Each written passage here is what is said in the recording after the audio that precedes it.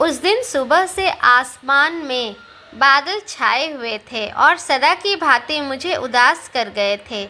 न जाने क्यों ये बादल मेरे मन के अंधेरों को और भी अधिक गहन कर रहे हैं। और तब आरंभ हो जाता है मेरे भीतर का द्वंद्व। इस अंतर्द्वंद में मैं कभी विजयी हुआ हूँ तो कभी बुरी तरह पराजित भी हुआ हूँ। मैं आत्मविश्लेषण करते हुए कभी तो स्वयं को दोषी पाता हूँ तो कभी बिल्कुल निर्दोष सोचता हूँ। दुनिया में और भी तो लोग हैं, सब के सब बड़े संतुष्ट प्रतीत होते हैं, या फिर यह मेरा भ्रम मात्र है, अर्थात सब मेरी ही तरह सुखी होने का ढोंग रचाते होंगे। खैर, जो भी हो, मैं उस दिन उदास था। उस उदासी के दौर में मुझे अपनी ममता भरी माँ बहुत याद आई। उत्तर प्रदेश के गोरखपुर शहर में मेरे घर में सभी सुख सुविधाएं मौजूद थीं। पिता अच्छे पद पर कार्यरत थे। मैं अपने माता पिता की एकमात्र संतान था। न जाने क्यों, कब और कैसे विदेश देखने तथा वहीं बसने की इच्छा मन में उत्पन्न हो गई।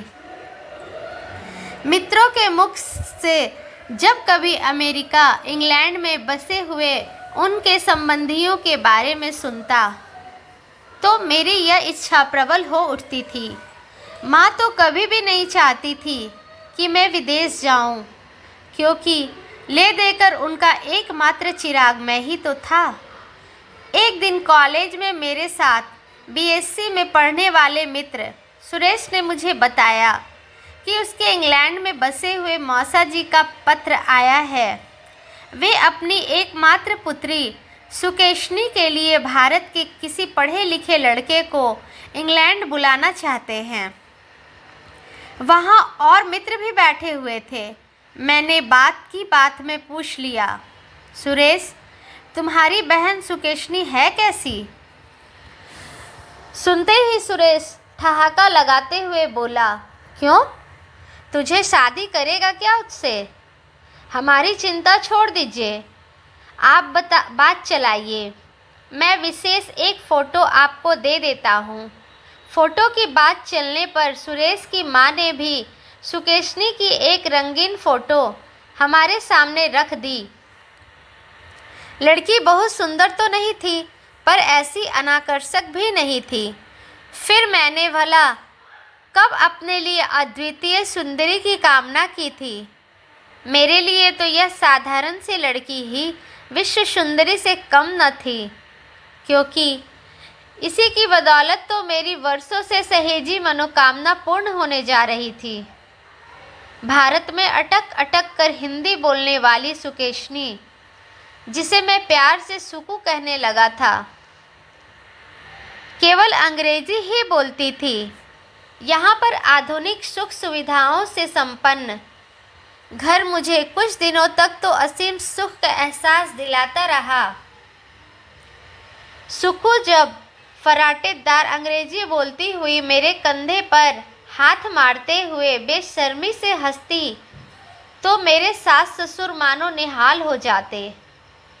परंतु मैं आखिरकार था तो भारतीय सभ्यता व संस्कृति की मिट्टी में ही उपजा पौधा, इसलिए मुझे यह सब बड़ा अजीब सा लगता था। पर विदेश में बसने की इच्छा के समक्ष मैंने इन बातों को अधिक महत्व देना उचित न समझा। अब अपना अलग घर बनाने व सजाने जा रही है। ससुर जी ने हमारे साथ जाकर किराए के फ्लैट व अन्य आवश्यक वस्तुओं का प्रबंध कर दिया। हम फ्लैट में रहने के लिए भी आ गए। हमें व्यवस्थित होता देख कर मेरे ससुर एक हफ्ते के पश्चात लंदन वापस चले गए। हम दोनों बड़े ही उत्साहित और खुश थे। सुकू घर को सजाने की नवीन योजनाएं बनाने लगी, पर उन योजनाओं में माँ बनने की योजना भी सम्मिलित रही। यह मुझे बाद में पता चला। 9 माह के पश्चात मैं एक फूल सी कोमल व अत्यंत सुंदर बच्ची का पिता बन गया। सुकू की माँ 2 माह पूर्व ही सब संभालने आ गई थी। इधर मैंने भी कार चलाना सीखना आरंभ किया हुआ था। आशा थी कि ड्राइविंग लाइसेंस प्राप्त होते ही कोई बढ़िया हालत की पुरानी कार खरीद लूँगा। पर बच्चे के आ जाने से खर्चे कुछ ऐसे बढ़े कि मुझे कार खरीदने की तो बात को फ़िलहाल कुछ समय तक भूल जाना पड़ा।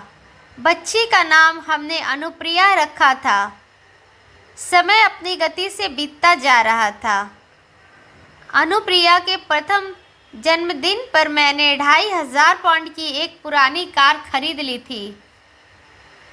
2-3 माह बाद ही एक दूसरे सुकू ने अपने दोबारा गर्भवती होने की सूचना मुझे दी तो मैं अचंभित रह गया, परंतु सुकू ने समझाया, देखो, यदि परिवार जल्दी ही पूर्ण हो जाए तो बुराई क्या है।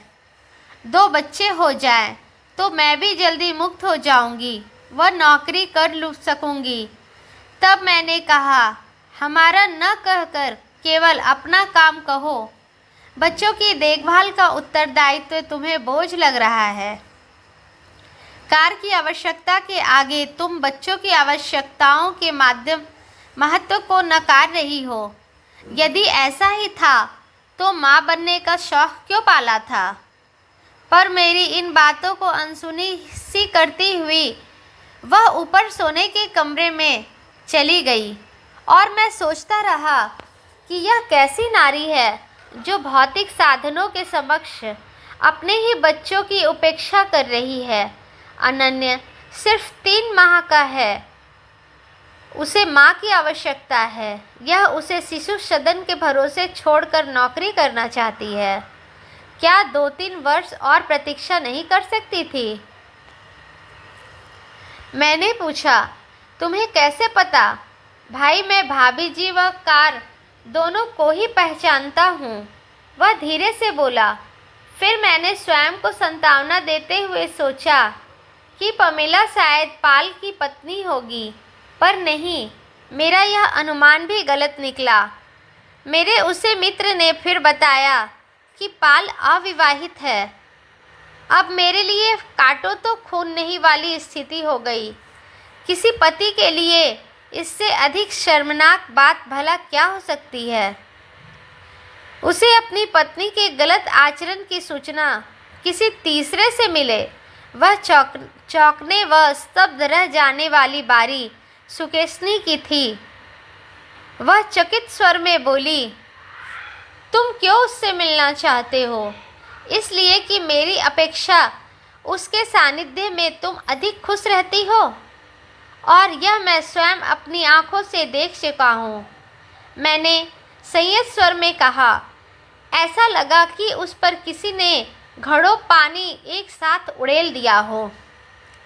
पर एकाएक उसने शर्म को उतारकर बेशर्मी का बाना पहन लिया और बोली, ओह, तो तुम्हें पता लग गया। पर इससे क्या, मैं और पाल अच्छे मित्र हैं। अब मैं चीख पड़ा, मत बतलाओ मुझे, वह तुम्हारा मित्र है। मैं अच्छी तरह से जानता हूँ कि इस देश में पले लोगों के मित्र की परिभाषा क्या होती है। यदि ऐसा ही था तो तुमने कभी उसे घर क्यों नहीं बुलाया, मुझसे क्यों नहीं मिलवाया? मुझे पता है, क्योंकि तुम्हारे मन में चोर था। तभी तो उसके साथ सारा दिन स्कूल में व्यतीत करने के पश्चात तुम्हें सप्ताह में 3-4 दिन उसके घर में भी जाना पड़ता था। तुम और पाल अमेरिका जाकर मौज करो और मैं तुम्हारा नाम मात्र का पति अपनी नौकरी के साथ इन बच्चों का पालन पोषण करूं। शायद ही इस दुनिया में कोई ऐसा बेगैरत पति होगा जो ऐसा करेगा। खोया खोया सा बैठा रहा। वह कमरे में आई, पर उदास, निढाल व थकी थकी सी। मैं अभी भी चुप रहा। उस चुप्पी को भंग करते हुए सुकेशनी बोली, विशेष मुझे क्षमा कर दो, मैं तुम्हारी अपराधी हूँ। मैं तुमसे दंड चाहती हूँ, वह यह कि तुम मुझे जिंदगी भर के लिए अपने हृदय रूपी पिंजड़े में कैद कर लो। पाल, मुझे खिलौना समझकर मुझे खेल रहा था। विवाह की बात सुनते ही वह साफ इनकार कर गया और बोला, मैंने तुमसे विवाह करने की बात तो कभी सोची भी नहीं। यह बात तुम्हारे दिमाग में आई कैसे? क्या तुम अपने पति व बच्चों को जरा भी नहीं चाहती हो? कैसी औरत हो तुम? जब तुम उनसे प्यार नहीं कर सकी तो मुझसे क्या कर पाओगी? विशेष, मुझे अपनी भयंकर भूल का उसी समय एहसास हो गया। मैं तुमसे वादा करती हूँ कि ऐसी भूल मैं भविष्य में कभी भी नहीं दोहराऊंगी। मुझे एक और अवसर दे दो विशेष। मैंने सोच लिया है कि उस स्कूल से अपना तबादला करवा लूँगी। आज से मैं तुम्हारे व बच्चों के प्रति अपने सभी उत्तरदायित्व पूरी ईमानदारी के साथ निभाऊंगी। कहते कहते वह हिचकियाँ लेकर रोते हुए मेरे पैरों पर गिर पड़ी। मैंने उसे बाहों से पकड़कर उठाते हुए कहा, सुकू, तुम एक भयंकर भूल कर रही थी, पर तुम्हें सही समय पर ही अपनी भूल का एहसास हो गया। यह अच्छी बात है। मैं संकीर्ण विचारधारा का नहीं हूँ, पर मेरा यह दृष्टिकोण है कि प्रत्येक व्यक्ति को अपनी मर्यादा व सीमाओं में रहना चाहिए। फिर भी मैं तुम्हें क्षमा कर रहा हूँ और तुम्हारे लिए तुम्हारे द्वारा मांगा दंड ही निर्धारित कर रहा हूँ, अर्थात जीवन भर तुम्हें अपने हृदय रूपी पिंजरे में कैद रखूँगा। तुम्हारे लिए यह अंतिम अवसर है और मुझे विश्वास है कि तुम अपनी कही बातों का पालन करोगी। दोनों बच्चे वहीं आ गए, जिन्हें सुकू ने अपनी बाहों में समेट लिया। आंसू उसकी आंखों में झिलमिला रहे थे। बच्चों के चेहरे को देखकर ऐसा लगा कि उन्हें वर्षों बाद अपनी माँ मिल गई हो। मुझे भी इस तरह से उसी दिन अपनी पत्नी मिली, क्योंकि सुकू की आंखों में बहते हुए आंसुओं में उसका मिथ्या अभिमान, जिद, अहम मुझे माफ़ बहते दिखाई दे रहे थे। उसी रात हम दोनों ने यह निर्णय लिया कि अपने मतभेदों को बजाय झगड़ा करके और बढ़ाने के बच्चों की अनुपस्थिति में एक साथ बैठकर सुलझाएंगे।